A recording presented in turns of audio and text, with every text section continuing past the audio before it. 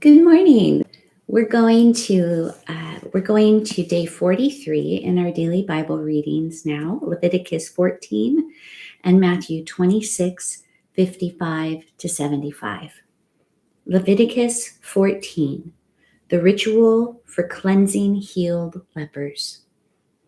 Then the Lord spoke to Moses, saying, "This shall be the law of the leper for the day of his cleansing.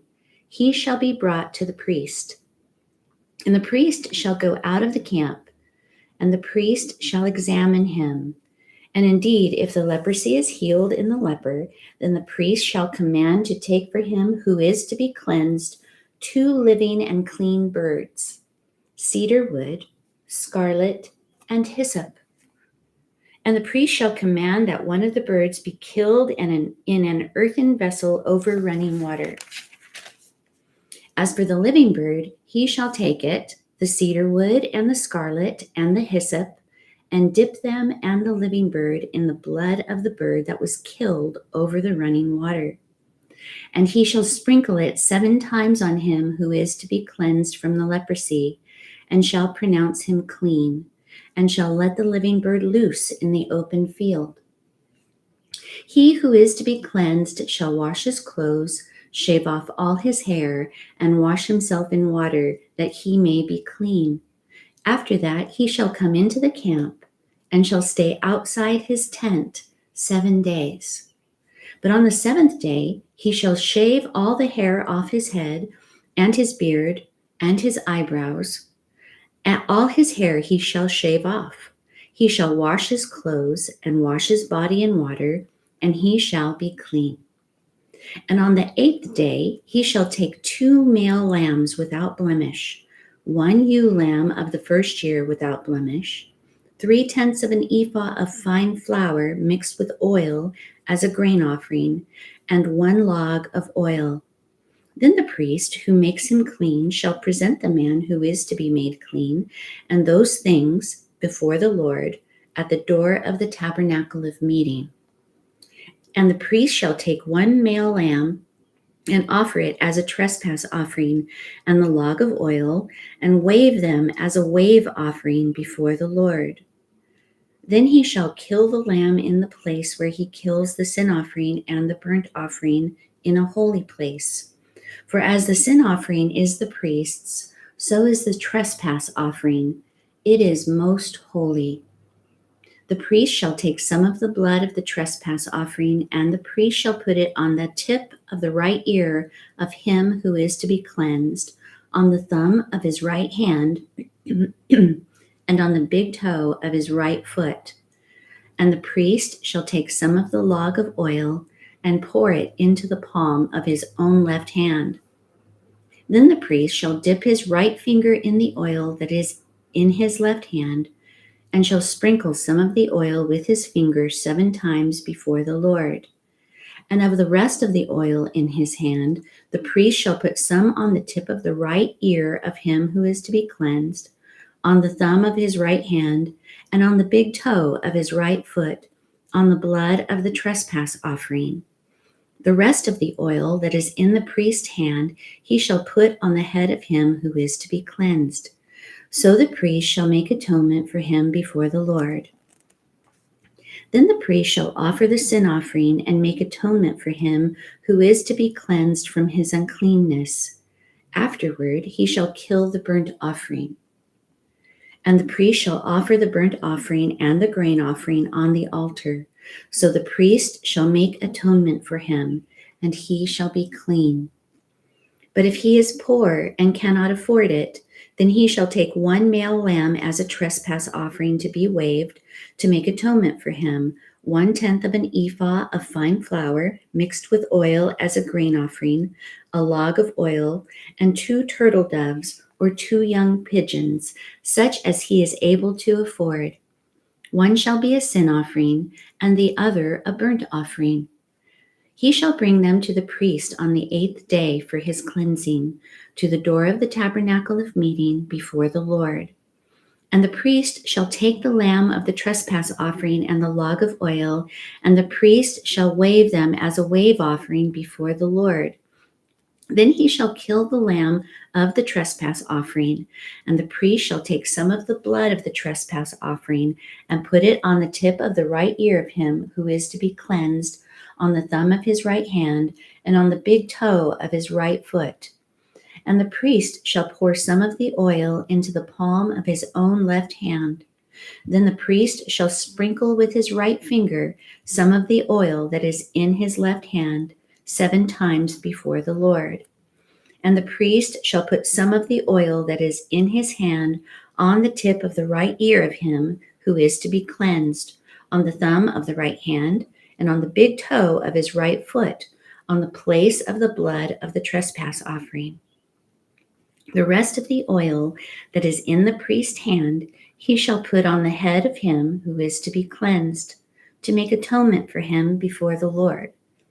And he shall offer one of the turtle doves or young pigeons, such as he can afford, such as he is able to afford, the one as a sin offering and the other as a burnt offering with the grain offering.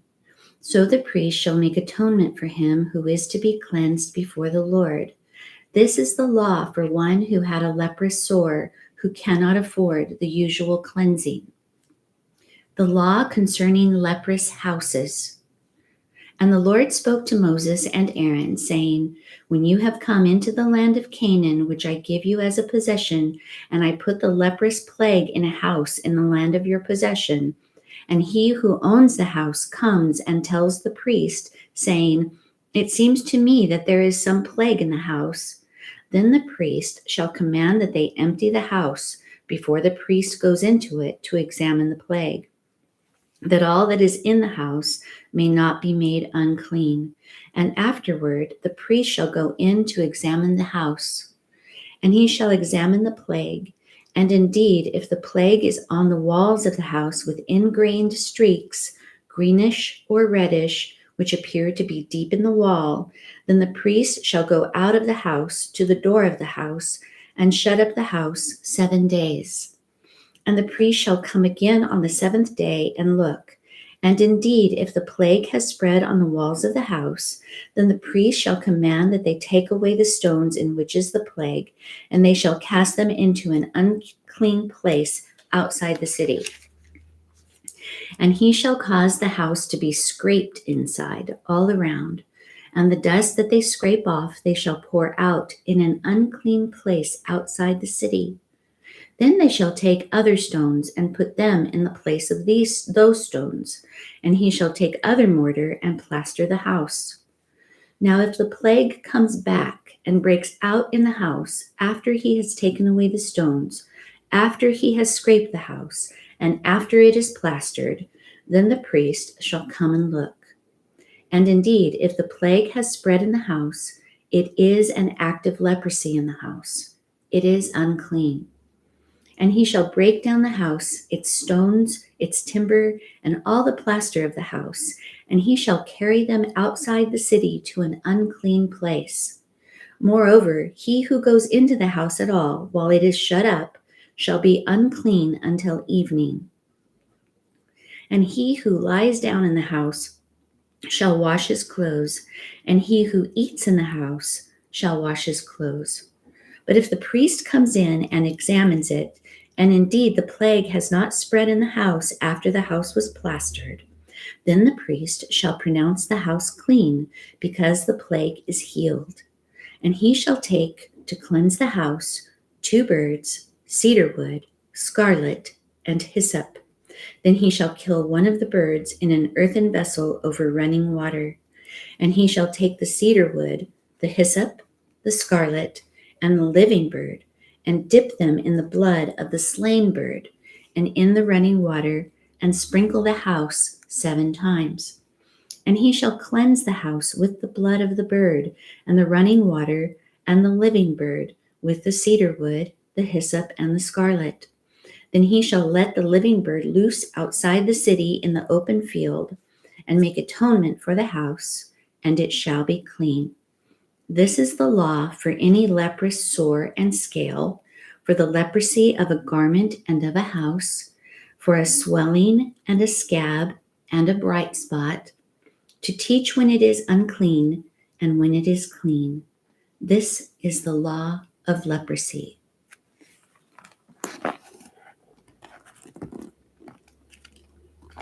Okay.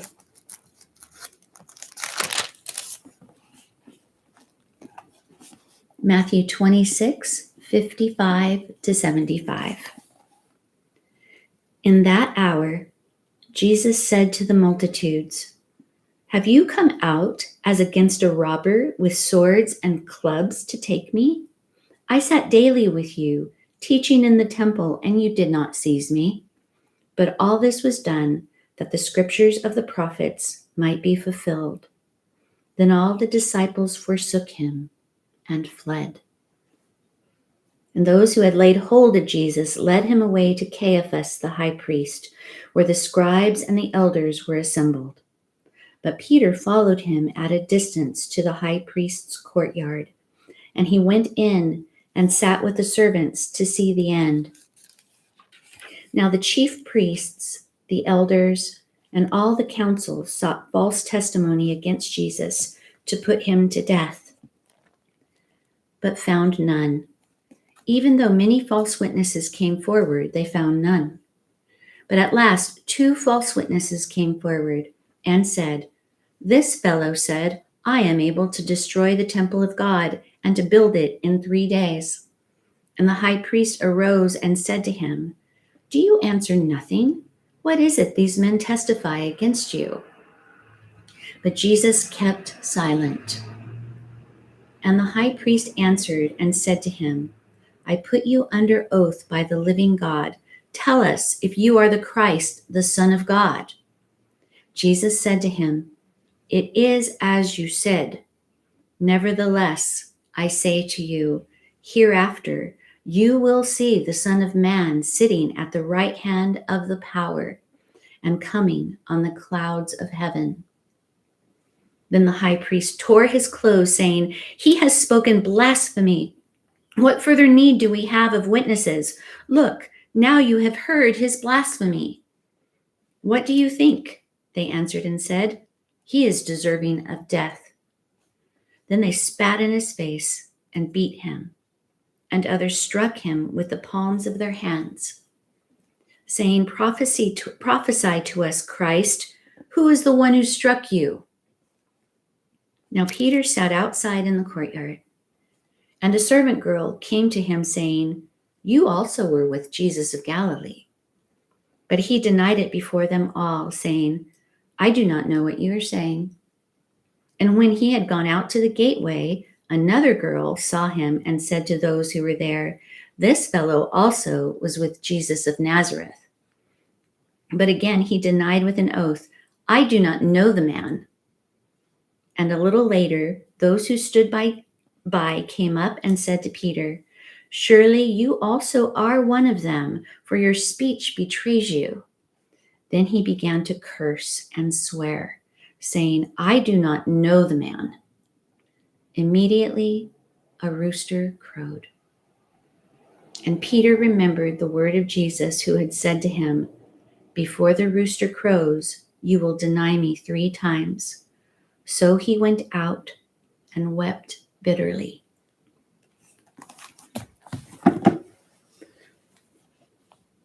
Jesus, you know what it is like to be falsely betrayed.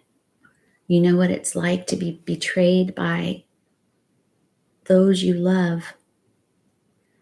You know what we feel when we are falsely accused and betrayed by those we love. Thank you for putting yourself in that position for us. Thank you for your love.